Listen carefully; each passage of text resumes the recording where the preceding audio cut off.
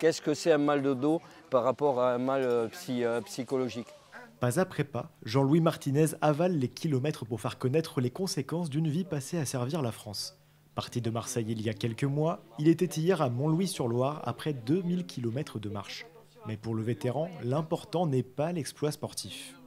Si je dois faire que 5 km au lieu de mes 25 km programmés, ben je ferai que 5 km parce que je veux avant tout, la priorité, c'est passer le message. Cet ancien adjudant en chef, déployé en Afghanistan, au Kosovo et en Côte d'Ivoire, a été victime d'un syndrome de stress post-traumatique léger.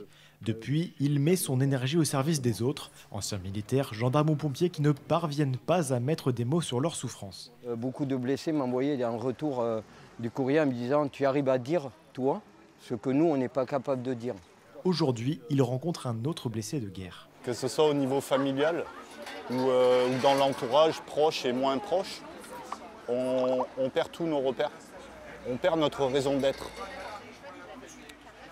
Et à travers sa marche, c'est énorme ce qu'il fait.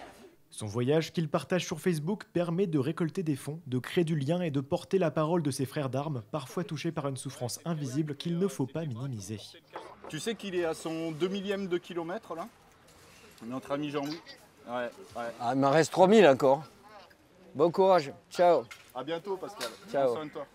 C'est aussi l'occasion pour le vétéran de faire de la pédagogie en partageant son expérience avec les riverains pour lever le voile sur des traumatismes méconnus du grand public. Un jeune ne fait pas autant, c'est ça que je vous dis. Ouais, pour ouais, votre âge, vraiment, vous êtes très J'ai courageux. 69 ans, donc je ne suis Ouais, pas mais tout jeune. voilà, c'est très bien. C'est une très belle initiative. Merci. Voilà. Jean-Louis Martinez va écrire un livre sur son voyage et va refaire le même trajet en camping-car l'année prochaine pour revoir les gens avec qui il a partagé un toit, un repas ou même une discussion.